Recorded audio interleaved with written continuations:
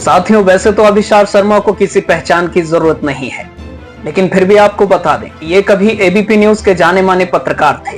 इन्होंने विभिन्न पार्टी की सरकारों की कमियां बेधड़क निकाली, मगर प्रधानमंत्री मोदी की पिछली सरकार के ऊपर एक कार्यक्रम करने पर उन्हें एबीपी न्यूज ने हटा दिया। अब वे अक्सर फेसबुक, ट्विटर और ऑनलाइन न्यूज माध्यमों पर अपनी बेबाक राय रखते हैं। हमें इनके यूट्यूब चैनल अभिषार शर्मा पर मसीह समाज के पक्ष में एक आंखें खोल देने वाली वीडियो मिली।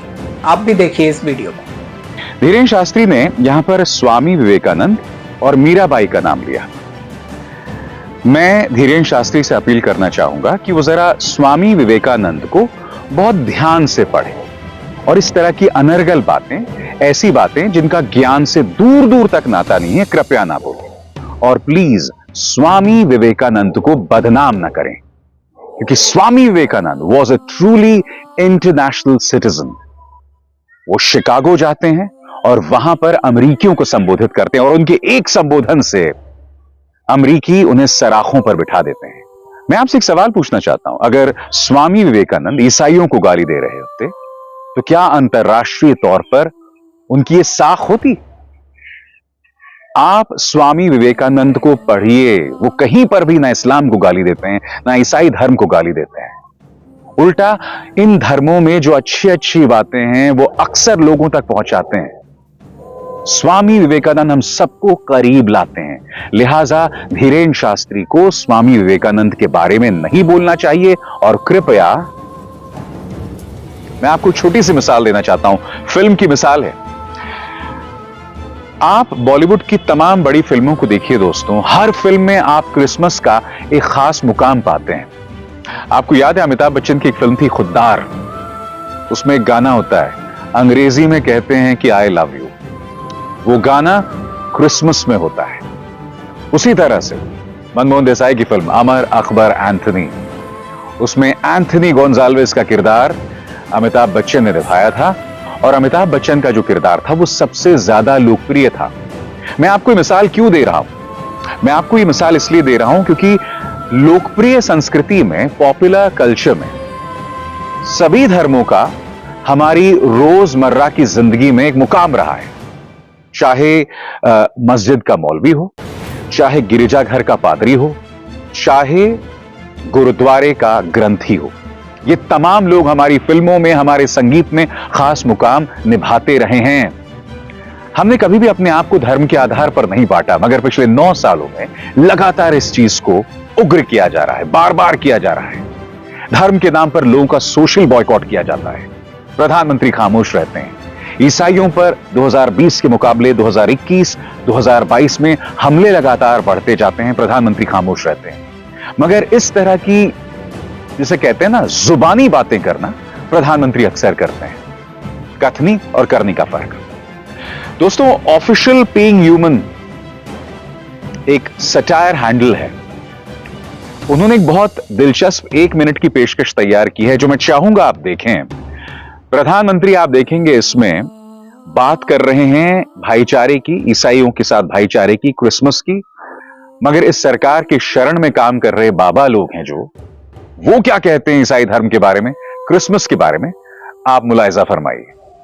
मैं आप सभी को और दुनिया भर के लोगों को और विशेषकर क्रिश्चियन कम्युनिटी को मैरी क्रिसमस।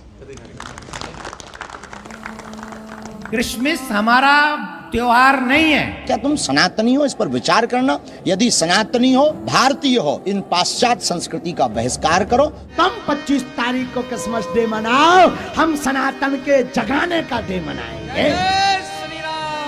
क्रिसमस वो दिन है। कौन सा डे है?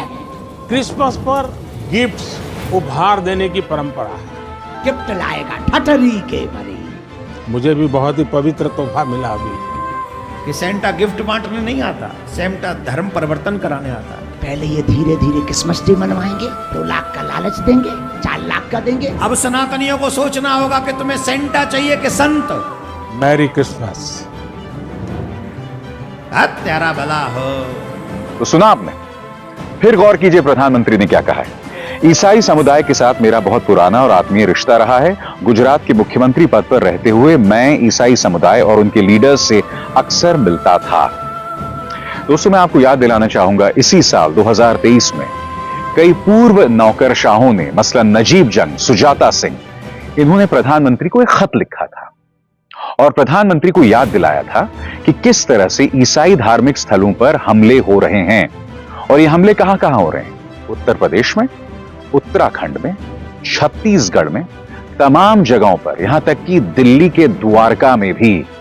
मैं नहीं भूला हूं, एक नए गिरिजाघर का उद्घाटन हुआ था, तब वहां पर लोग पहुंच गए थे और काफी हमलावर हरकतें की थी उन्होंने, काफी अग्रेसिव थे। और लगातार चीजें होती हैं।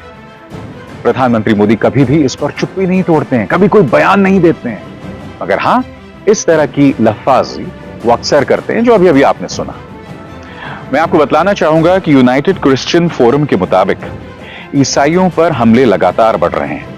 2020 में ईसाइयों पर 279 हमले हुए थे, 279 हमले हुए थे। उसी तरह से 2021 में 505 हमले और 2022 में 511 हमले हुए थे ईसाइयों पर। और सबसे दिलचस्प बात, यह आंकड़ा जुलाई 2023 तक का है, यानी साल के बीचों बीच करीब 400 हमले या तो ईसाइयों पर या ईसाई धार्मिक स्थलों पर हुए हैं। और अभी कुछ देर पहले मैंने आपको कुछ लोकप्रिय बाबाओं की आवाजें सुनाई। इसी तरह से भारतीय जनता पार्टी के नेता भी ऐसे बयानात लगातार देते रहे हैं। कभी भी क्रिसमस सेलिब्रेट करना कोई गुनाह नहीं था, आप और हम लगातार करते थे। याद कीजिए, जो तमाम मध्यम वर्गीय परिवार हैं या जो अपर मिडिल क्लास भी हैं, बचपन से क्रिसमस के दिन मैं नहीं भूला हूं कि किस तरह से हमारे मां बाप दुकानों से गिफ्ट लाते थे और हम ये बतलाते थे कि भाई सांता क्लॉज ये गिफ्ट आपके लिए छोड़कर गए हैं। तब कभी भी हम सांता क्लॉज को शक की निगाह से नहीं देखते थे। ये कभी नहीं सोचते थे कि सांता क्लॉज हमारे हिंदू धर्म को बर्बाद कर रहे हैं या उसका वजूद हटा रहे हैं, या सांता क्लॉज अगर गिफ्ट ला रहे हैं तो उससे जो है हिंदू धर्म खतरे में आ जाएगा। एक तो मैं ये समझ नहीं पाता हूं कि देश पर हिंदू हृदय सम्राट का राज है।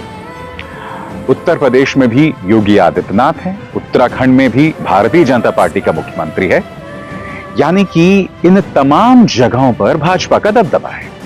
भाजपा जो अक्सर हिंदू धर्म को राजनीति के लिए इस्तेमाल करती है। मगर यह सब होने के बावजूद हमें बार बार ये क्यों बतलाया जाता है कि हिंदू खतरे में है? भाई, अगर राज चल रहा है हिंदुओं का, देश में प्रधानमंत्री, मुख्यमंत्री, ये तमाम लोग, इनका नाता भाजपा से है, जो हिंदुओं के नाम पर वोटों की रोटियां सेकती है, तो फिर हिंदू खतरे में कैसे आ सकता है? यह सवाल हमें अपने हुक्मरानों से करना चाहिए। यह सवाल हमें उन लोगों से करना चाहिए जो अक्सर धर्म के नाम पर वोट हासिल करने के लिए हमारे घरों तक आते हैं या फिर मंचों पर खड़े होकर भड़काऊ बयानात देते हैं।